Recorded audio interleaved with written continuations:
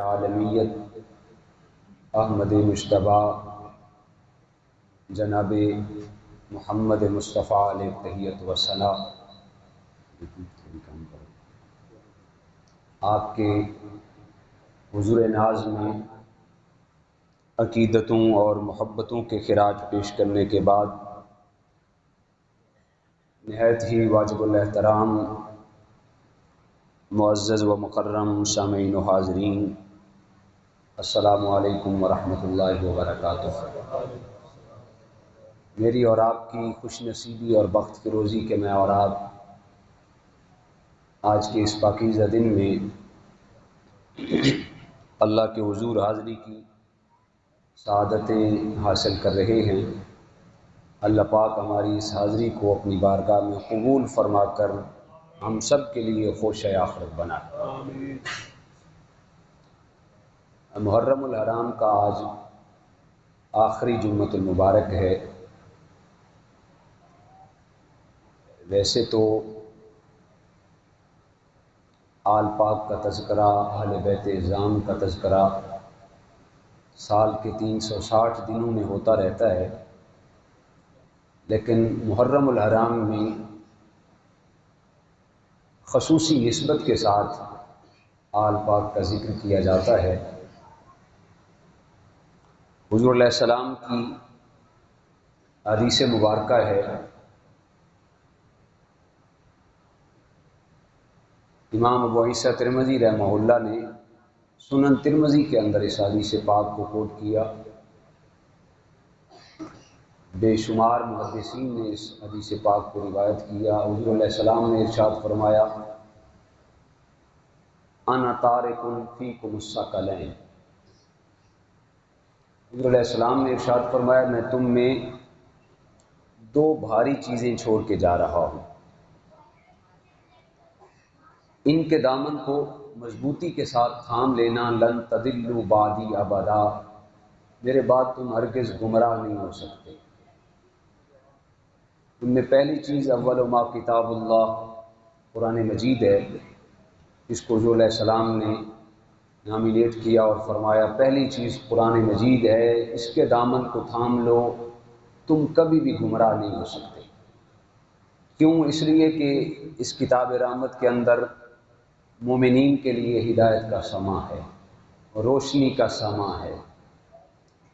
دوسرا فرمایا وثانی عطرت ہی، دوسری میری آل پاک ہے، میری اہل بیت ہے، ان دونوں کے دامن کو تھامنا تمہارا کام ہے، پھر تمہاری بھنور میں پھنسی کشتی کو پار لگا دینا رب محمد کا کام ہے، تم کبھی بھی گمراہ نہیں۔ گویا کہ یہ اللہ کا اور اللہ کے رسول کا امت سے وعدہ ہے، تم قرآن کے دامن کو تھام لو، آل پاک کے دامن کو تھام لو، تم کبھی گمراہ نہیں ہو سکتے۔ آج سے یہ 1450 سال پہلے امت سے پیارے آقا صلی اللہ علیہ وسلم نے یہ وعدہ کیا۔ ڈھول بجانے والوں نے ڈھول بجا کر ناچ گانے کر کے خوشیاں منا لی واقعہ کربلا کے بعد کہ ہم نے آل پاک کو ختم کر دیا ہے، ہم نے خانوادہ نبوت کو ختم کر دیا ہے۔ ڈھول بجانے والوں نے ڈھول بجا کے خوشی کی، خوشیاں منانے والوں نے اپنے اپنے انداز میں خوشیاں منائیں۔ پس واقعہ کربلا بپا ہوا، اس کے بعد بھی حضور علیہ السلام کا امت کے ساتھ یہ جو وعدہ ہے کہ میری آل کے دامن کو تھام لو تم گمراہ نہیں ہو سکتے، یہ وعدہ کربلا کے بعد بھی باقی رہا۔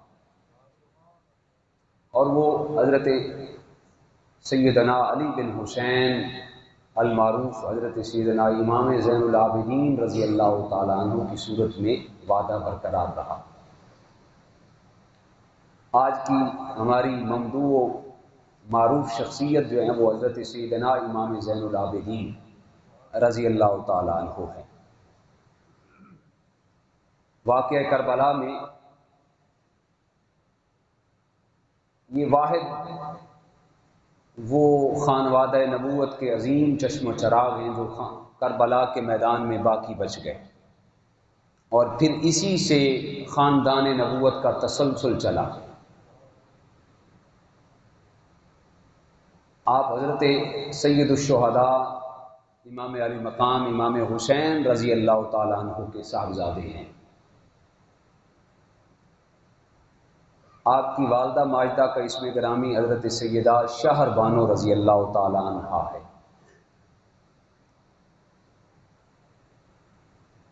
سید الشہداء امام علی مقام امام حسین رضی اللہ تعالیٰ عنہ کے 6 بیٹے تھے، 3 بیٹیاں تھیں اور 6 بیٹے تھے،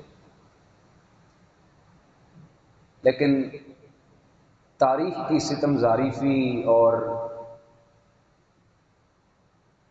ہماری دلچسپی کی عدم توجہی کہ ہمیں صرف اور صرف 2 یا 3 صاحبزادوں کے نام آتے ہیں، اور ہم نے یہی سمجھ رکھا ہے کہ آپ کے 3 ہی صاحبزادے ہیں۔ حضرت سیدہ شہر بانو رضی اللہ تعالی عنہا سے آپ کے 3 صاحبزادے ہوئے، تینوں کا نام ہی آپ نے علی رکھا۔ ہاں، ایک کو بڑا علی قرار دیا گیا، ایک کو درمیانہ علی قرار دیا گیا، اور ایک کو چھوٹا علی قرار دیا گیا، یعنی بڑے کے نام کے ساتھ علی الاکبر لگا دیا گیا، یعنی بڑا علی، درمیانے کے ساتھ علی الاوسط یعنی درمیانہ علی، اور چھوٹے کے ساتھ علی الاصغر یعنی چھوٹا علی، تینوں کا نام علی رکھا گیا۔ حضرت سیدنا علی اکبر رضی اللہ تعالی عنہ آپ نے میدان کرب و بلا کے اندر جام شہادت نوش کیا۔ حضرت علی اصغر رضی اللہ تعالی عنہ نے بھی جام شہادت نوش کیا۔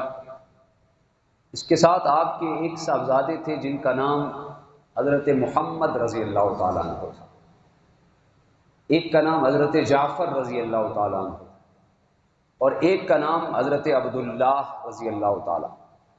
2 صاحبزادے آپ کی حیات طیبات میں ہی وصال کر گئے۔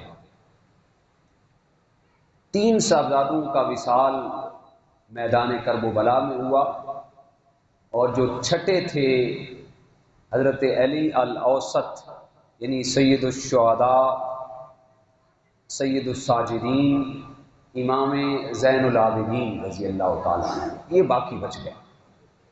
آپ کا نام گویا اصل نام کیا ہے جی؟ علی الاوسط۔ آپ کی کنیت ہے سجاد، ابو الحسن یا ابو بکر، یہ آپ کی کنیت ہے۔ عرب کے اندر زیادہ تر کنیت سے لوگوں کے نام مشہور ہوتے تھے۔ اب کنیت کیا ہے؟ کسی کا اپنے نام کو اپنے والدین کی طرف، اپنی اولاد کی طرف، اپنے ماموں، اپنے پھپھا، اپنے رشتہ داروں کی طرف اپنے نام کی نسبت کو پھیر دینا، یہ کنیت کہلاتا ہے۔ آپ کے جو لقب ہیں وہ 2 سب سے مشہور ترین لقب ہیں، ان میں ایک سجاد ہے اور دوسرا لقب آپ کا زین العابدین۔ آپ نے 38 ہجری کو مدینہ طیبہ میں ہی آپ کی ولادت باسعادت ہوئی۔ 2 سال آپ نے حضرت سیدنا علی المرتضیٰ کرم اللہ وجہ الکریم کا زمانہ پایا، یعنی 40 ہجری کے اندر حضرت سیدنا علی المرتضیٰ کرم اللہ وجہ الکریم کا وصال با کمال ہوا۔ پھر 7 سال آپ نے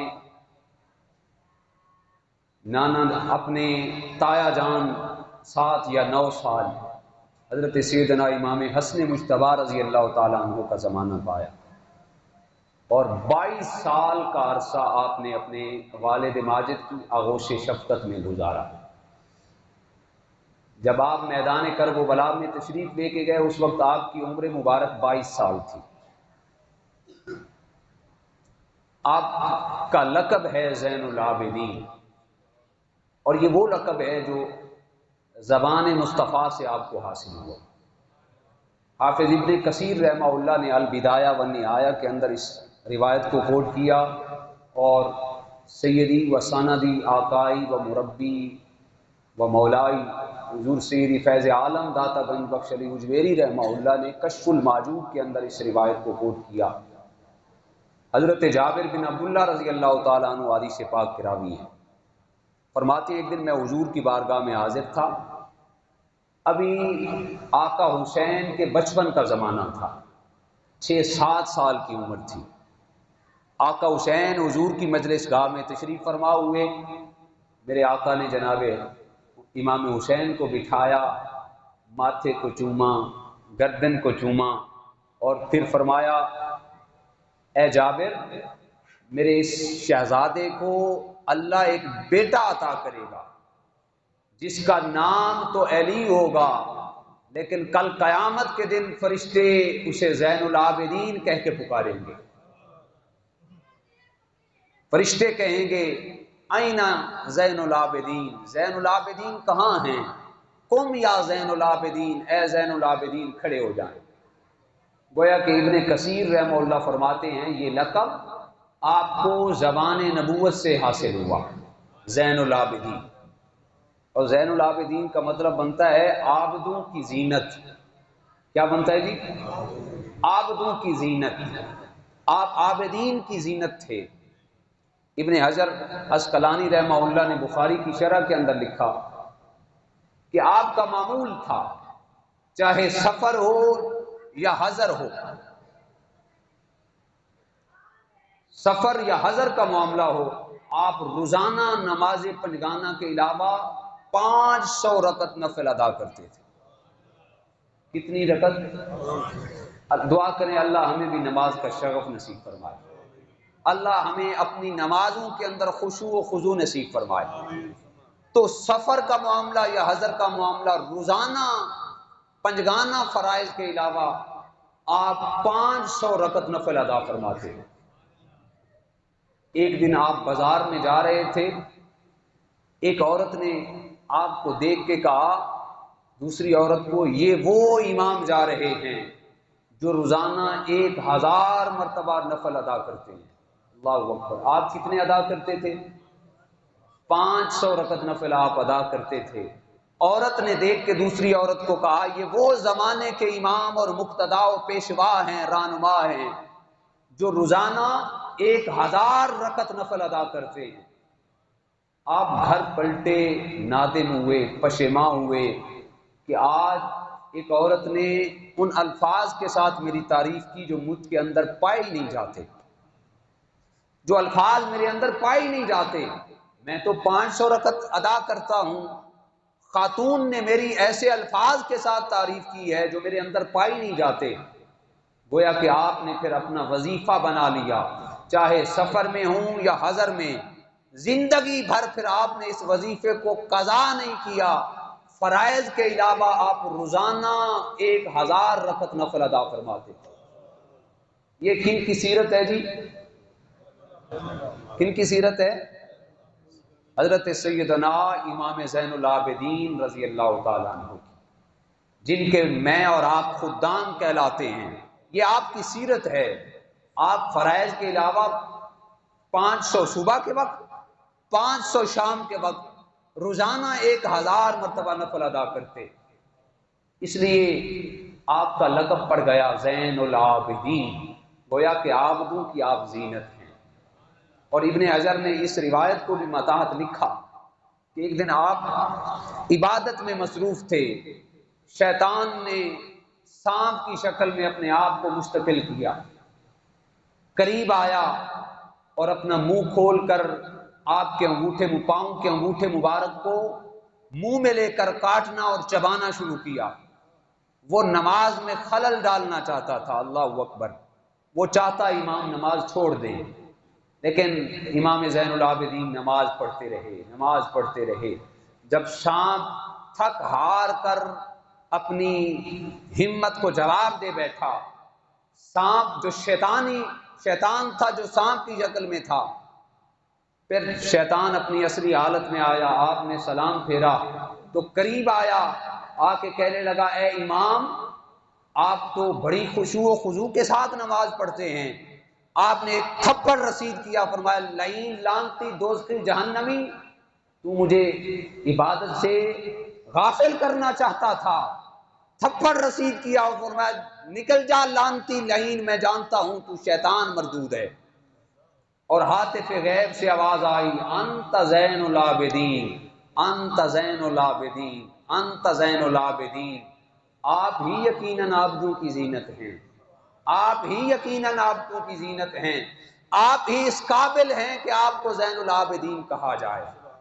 اس کے بعد آپ کا لقب پڑ گیا زین العابدین۔ گویا کہ آپ اس قدر عبادت کرتے، اس قدر ریاضت کرتے، پورا زمانہ آپ کی عبادت پر گواہ تھا، پورا زمانہ آپ کے سجدوں پر گواہ تھا، لیکن للہیت کا یہ عالم، خشوع و خضوع کا یہ عالم، خشیت الہی کا یہ عالم، اللہ کا خوف اور ڈر اتنا کہ آپ ایک دن نماز پڑھ رہے تھے تو قریب آپ کا بیٹا زمانے کا امام سیدنا امام باقر رضی اللہ تعالیٰ عنہ، آپ سوئے ہوئے تھے، آپ نماز پڑھ رہے تھے، کہاں آپ کی عبادت کے عابدوں کی زینت، زمانہ آپ کی عبادت کا گواہ، لیکن نماز پڑھ رہے ہیں، بیٹا ساتھ سویا ہوا ہے، آپ کے گھر کے اندر آگ لگ گئی، اللہ کا خوف اتنا، ڈر اتنا۔ میں اور آپ آج 40 دن مسلسل نماز پڑھ لیں تو پھولے نہیں سماتے، یار میں نمازی بن گیا ہوں، الحمدللہ میں نے داڑھی رکھ لی ہے، میں اب نمازی بن گیا ہوں، اتنے بجے کچھ ساتھی کہے اتنے بجے آ جاؤں، نہیں نہیں وہ میری نماز کا وقت ہے، میں نے نماز پڑھنی ہے۔ زمانے کے امام اور عابدوں کی زینت نماز پڑھ رہے ہیں، آپ کا بیٹا ساتھ لیٹا ہوا تھا، گھر کے اندر آگ لگ گئی، لوگ دوڑے ہوئے آئے، آگ کو بجھانے میں مصروف ہو گئے، آوازیں کستے رہے اے زین العابدین آپ کا بیٹا آگ میں جلس رہا ہے، مہربانی فرمائیں نماز کو ختم کریں۔ آپ پر نماز پڑھتے رہے، لوگوں نے آگ بجھائی، آپ کے بیٹے کو لے جاتے رہے، آگ بجھاتے رہے، آپ کو کوئی پتہ ہی نہیں چلا۔ جب آپ نماز پڑھ کے فارغ ہوئے تو حالات کے تیوریاں کچھ بدلی ہوئی نظر آئیں، تو آپ نے فرمایا یہاں پہ کیا ہوا؟ کہا زمانے کے امام آپ کو پتہ نہیں، ہم آپ کو آوازیں دیتے رہے کہ آگ لگ چکی ہے، آپ کا بیٹا آگ میں جلس گیا ہے، ہم تو آپ کو آوازیں دیتے رہے کہ آگ لگ چکی ہے۔ تو حضرت سیدنا امام زین العابدین نے فرمایا تم مجھے عبادت سے غافل کرنا چاہتے تھے، تم مجھے آوازیں دیتے رہے کہ آگ لگ چکی ہے، تم دنیا کی ظاہری آگ کو بجھا رہے تھے، میں نانا جان کی امت پر دوزخ کی آگ کو بجھانے میں مصروف تھا، میں نانا جان کی امت پر دوزخ کی آگ کو بجھانے میں مصروف تھا، اور جب نانا جان کی امت پر دوزخ کی آگ کو بجھانے میں مصروف ہوتا ہوں پھر مجھے دنیا مافیا کی کوئی خبر نہیں ہوتی، کوئی خبر نہیں۔ اتنی للہیت اور خشوع و خضوع۔ حج کا موسم تھا، آپ حج کے لیے تشریف لے کے گئے، زبان سے لبیک اللہم لبیک کی صدا لگانا چاہتے، لیکن خوف کی وجہ سے آپ کی زبان سے یہ جملے ادا نہ ہوتے۔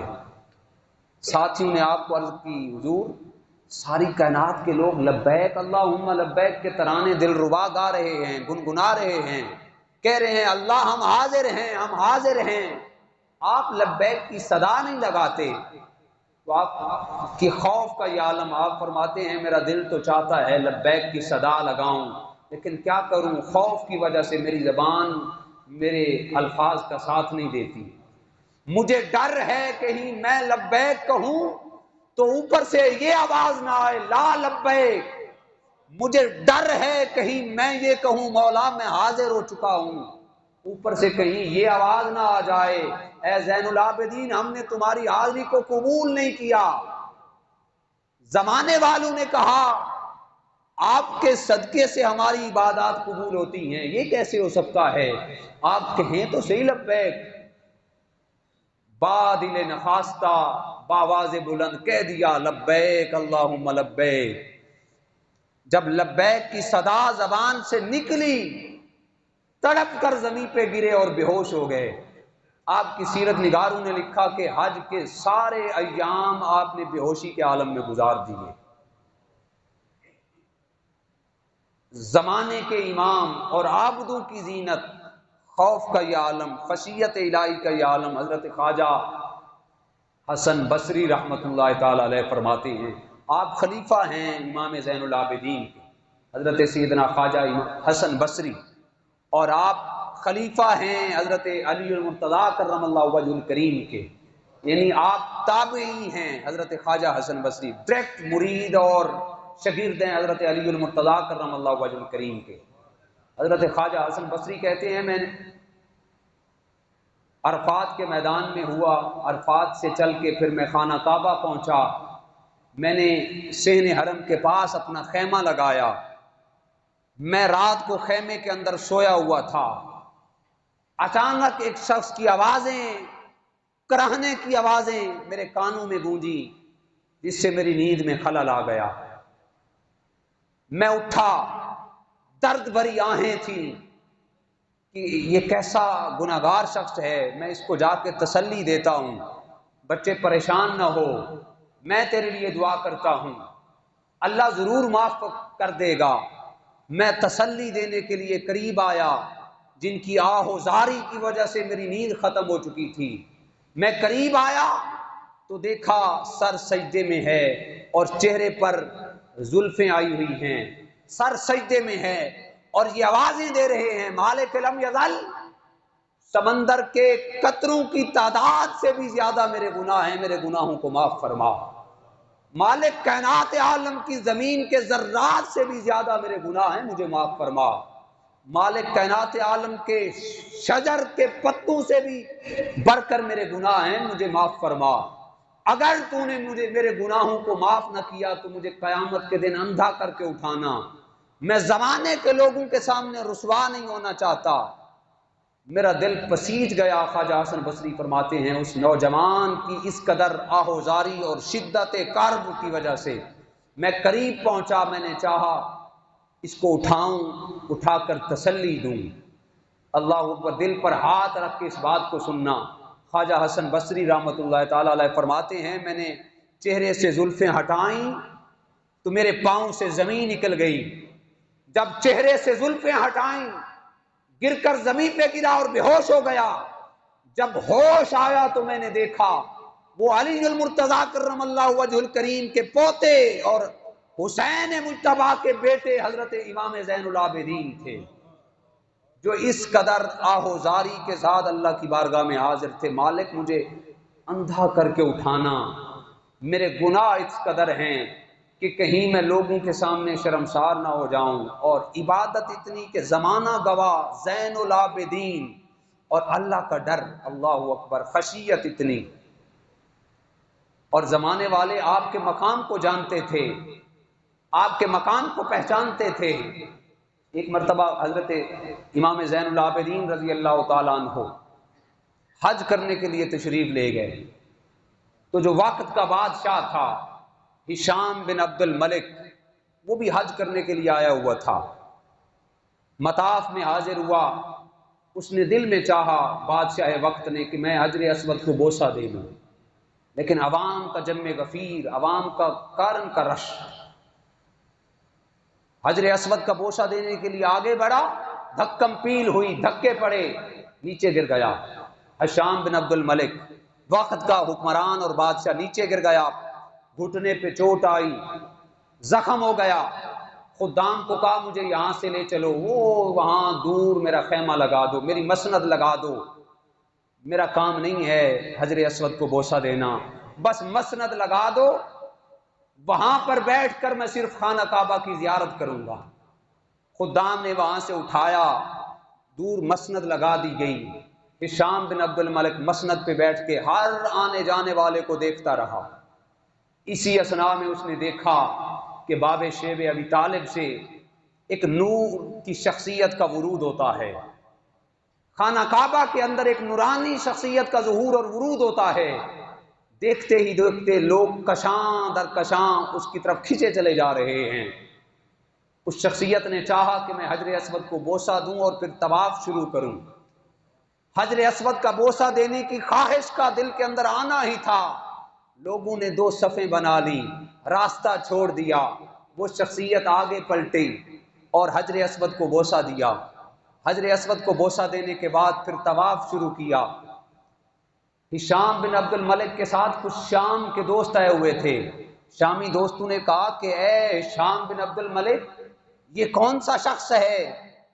تو بادشاہ وقت ہے، تو نے چاہا حجر اسود کو بوسہ دوں تو بوسہ نہ دے سکا، تیرے لیے لوگوں نے قطاریں بھی نہیں بنائیں، تیرے لیے لوگوں نے راستہ بھی نہیں چھوڑا، یہ کون شخص ہے کہ لوگ کشاں در کشاں کھینچے چلے جا رہے ہیں، لوگوں نے قطاریں بنا لی اور حجر اسود کو بوسہ بھی دے رہے ہیں، یہ کون شخص ہے؟ تو ہشام بن عبد الملک تجاہل عارفانہ برتتے ہوئے جانتا تھا، لیکن تجاہل عارفانہ برتتے ہوئے کہنے لگا میں نہیں جانتا یہ کون ہے۔ اس نے دل میں سوچا اگر کہتا ہوں یہ فلاں ہیں تو یہ شامی دوست کہیں میرے سے ہٹ کر ان کے پاس نہ چلے جائیں۔ جب اس نے کہا کہ میں نہیں جانتا یہ کون ہے، ساتھ ہی اس وقت کے عرب کے چوٹی کا شاعر فرزدق کھڑا ہوا تھا۔ ابو الفراز فرزدق 100 سال عمر پائی اور یہ بادشاہوں کے قصیدے لکھا کرتا تھا، قریب کھڑا تھا، کہنے لگا انا واللہ عارفہ، اے ہشام بن عبد الملک کیا تو ان کو نہیں جانتا؟ ظالم جان کر کہتا ہے میں ان کو نہیں جانتا۔ انا واللہ عارفہ، میں جانتا ہوں، میں تمہیں پہچان کراؤں یہ کون ہے؟ ابو الفراز فرزدق نامی شاعر نے دل ہی دل میں کہا کہ آج تک دولت کماتا رہا، آج بخشش کمانے کا ذریعہ ہاتھ آ چکا ہے۔ آج تک تو اپنے آپ کو راضی کرتا رہا، آج تک اپنی جیب کو پالتا رہا، آج بخشش کمانے کا ذریعہ ہاتھ آ گیا ہے۔ کہنے لگا انا واللہ عارفہ، میں جانتا ہوں یہ کون ہے۔ اور فرزدق شاعر نے فی البدی ایک قصیدہ لکھا، قصیدہ کہا امام زین العابدین رضی اللہ تعالیٰ عنہ کی شان میں، کہنے لگا اے ظالم تو جانتے ہوئے کہتا ہے کہ میں نہیں جانتا، ھذا الذی تعرفہ وطأتہ، ھذا الذی تعرفہ وطأتہ والبیت یعرفہ والحل والحرم، ظالم تو ان کو جان کے کہتا ہے نہیں جانتا، یہ تو وہ شخصیت ہیں، ھذا الذی تعرف البطحاء وطأتہ، وادی مکہ وادی بطحاء کا ذرہ ذرہ جانتا ہے، یہ حسین کے شہزادے امام زین العابدین ہیں۔ حرم جانتا ہے، حجر اسود جانتا ہے، صفا و مروہ کے پہاڑ جانتے ہیں، مقام ابراہیم جانتا ہے، یہ زین العابدین ہیں۔ ان کو جان کر کہتا ہے میں نہیں جانتا، ان کو تو عرش اور فرش والے جانتے ہیں، یہ زہرا کے لال ہیں۔ ان کی شخصیت تو ایک طرف، جب یہ چلتے ہیں تو ان کے قدموں کے ساتھ لگنے والی خاک بھی جانتی ہے کہ یہ علی المرتضیٰ کے پوتے امام زین العابدین ہیں۔ فرمایا ظالم ان کے مقام اور شان کو جاننا چاہتا ہے، بجدہ انبیاء اللہ وقد ختموا، ان کے نانا کا مقام اور ان کے نانا کی شان یہ ہے کہ اللہ نے ان کے نانا جان پہ ختم نبوت کو تمام کر دیا، ان کے نانا کے سر پر اللہ نے ختم نبوت کا تاج سجا دیا، اور فرمایا ان کے نانا کی شان تو یہ ہے کہ وہ آخری نبی ہیں، ان کے نانا پر اللہ نے ختم نبوت فرما دی، اور یہ وہ شخصیت ہیں ان پر اللہ نے عبادت اور ولایت کو ختم کر دیا۔ اور تو جانتا ہے یہ کون ہے؟ میں تجھے تعارف کرواؤں۔ فرمایا من معشر حبہم دین و بغضہم کفر، یہ وہ شخصیت ہیں، یہ وہ شخصیت ہیں جن کی محبت کو اللہ نے ایمان قرار دے دیا ہے، جن کی محبت کو اللہ نے دین قرار دے دیا ہے، اور جن کے بغض کو اللہ نے کفر قرار دے دیا ہے۔ پاس ہشام بن عبد الملک بیٹھا ہوا تھا، اسے برداشت نہ ہوا، حکم دیا اس کو اٹھاؤ اور اصفہان کی جیل میں لے جاؤ۔ فرزدق شاعر کو اٹھایا گیا اور اصفہان کی جیل میں ڈال دیا گیا۔ جب امام زمانہ امام زین العابدین کو خبر پہنچی کہ ہماری محبت میں، اللہ اکبر، دعا کریں اللہ ہماری محبت کو بھی پاکوں کے حق میں قبول فرمائے۔ جب امام زین العابدین کو پتہ چلا کہ ہماری محبت میں فرزدق کو جیل ہو گئی ہے، آپ نے اپنے خدام کو 12,000 دینار دے کر، درہم دے کر بھیجا، جاؤ جا کر فرزدق کو دے کے آؤ، کیونکہ اس وقت کے شاعر پیسے کے لیے لکھتے تھے، اپنی جیب کے لیے لکھتے تھے۔ 12,000 دینار لے جاؤ اور جاؤ جا کر فرزدق کو دے کے آؤ۔ جب خدام 12,000 درہم لے کر اصفہان کی جیل میں پہنچے، جا کر امام زمانہ امام زین العابدین کا سلام کیا اور 12,000 درہم پیش کیے تو فرزدق کی آنکھوں سے آنسو آ گئے، آنکھوں سے آنسو جاری ہو کر کہنے لگا کہ جاؤ جا کر امام زمانہ کو میرا دست بستہ عرض گزاری کر دو، اے امام زمانہ میں نے بڑی زندگی بادشاہوں کو راضی کرنے کے لیے قصیدے لکھے، میں نے بڑی زندگی اپنے آپ کو راضی کرنے کے لیے قصیدے لکھے، میں نے بڑی زندگی اپنی جیب کی خاطر قصیدے لکھے، لیکن اللہ کی عزت کی قسم آج میں نے اپنے آپ کو خوش کرنے کے لیے قصیدہ نہیں لکھا، بلکہ آج تو میں نے مکین گنبد خضرا کو خوش کرنے کے لیے قصیدہ لکھا ہے، تاجدار کونین کی خوشنودی کے لیے آج میں نے قصیدہ لکھا ہے، جاؤ یہ درہم و دینار لے جاؤ، میں نے یہ قبول نہیں کرنے۔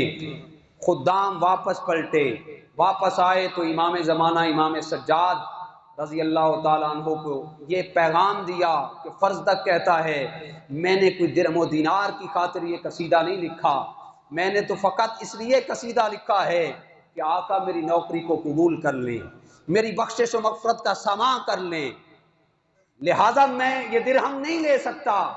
تو امام زمانہ نے فرمایا جاؤ جا کر اس کو یہ پیغام دو، سادات کا یہ وتیرہ ہے، جب کسی کو کوئی چیز دے دیں تو پھر واپس نہیں لیتے، یہ انعام بھی رکھ لو، اور میں گواہی دیتا ہوں کل قیامت کا دن ہوگا، میں نانا جان کی بارگاہ میں عرض گزاری کروں گا، قیامت کے دن نانا جان تمہاری بخشش و شفاعت بھی کر دیں گے، یہ انعام بھی رکھ لو، تمہاری بخشش و شفاعت بھی ہو جائے گی۔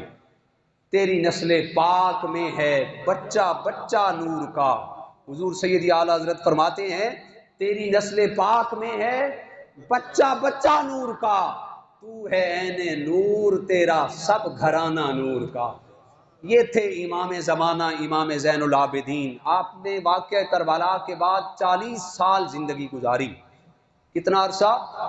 40 سال زندگی گزاری آپ نے، 1 سال نہیں، 2 سال نہیں، 3 سال نہیں، 40 سال گزارے، کسی سال آپ نے نہ کوئی ماتم کیا، نہ کوئی تعزیہ نکالا، نہ کچھ کیا، صرف ایک ہی کام کیا، آپ اپنی آنکھوں سے آنسو بہاتے رہے، آنکھوں سے آنسو بہاتے رہے، ٹھنڈا پانی سامنے آتا تو آپ آنکھوں سے سرد آہیں نکالتے، خدام عرض کرتے حضور پانی پی لیں، پر میں پانی کیسے پی سکتا ہوں، جب ٹھنڈا پانی میرے سامنے آتا ہے مجھے بھائی علی اصغر کی پیاس یاد آ جاتی ہے، مجھے زینب کی پیاس یاد آ جاتی ہے، میں یہ کیسے نکال سکتا ہوں۔ ایک دن آپ بازار میں تشریف لے گئے، قصاب سے پوچھا، فرمایا جانور کو کیسے ذبح کرتے ہو؟ قصاب نے عرض کی حضور پہلے جانور کو تیار کرتے ہیں، چھری تیز کرتے ہیں، اس کو کھلاتے پلاتے ہیں، پانی پلاتے ہیں، پھر ذبح کرتے ہیں۔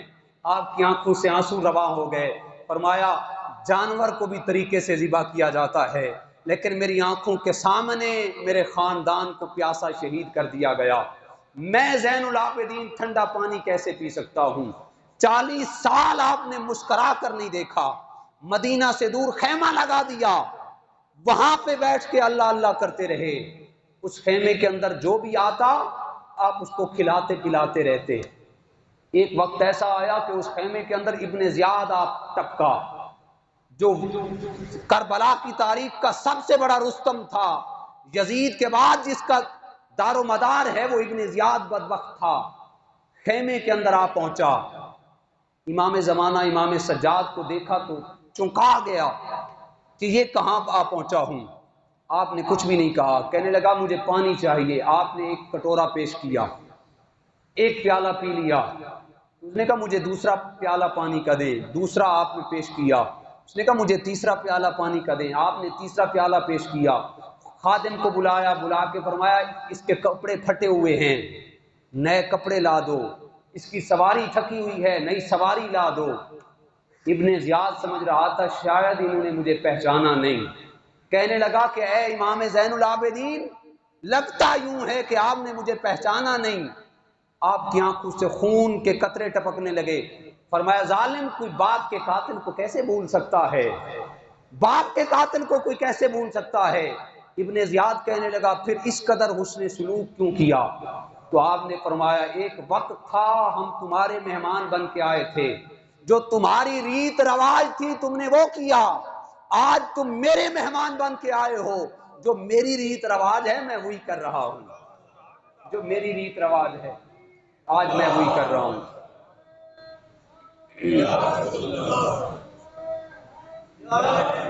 یہ خان وعدہ نبوت کے عظیم چشم و چراغ 94 ہجری کو آپ کا مدینہ طیبہ کے اندر ہی وصال با کمال ہوا۔ حضرت سیدنا امام حسن رضی اللہ تعالیٰ عنہ، آپ کے پہلو میں آپ کا جو مزار مبارک ہے، بھلے وقت میں حضرت عباس حضور کے چچا جان اور حضرت امام زین العابدین کا روضہ ہوا کرتا تھا، ایک ہی روضے کے اندر یہ دونوں مزارات تھے، حضرت عباس اور حضرت امام زین العابدین۔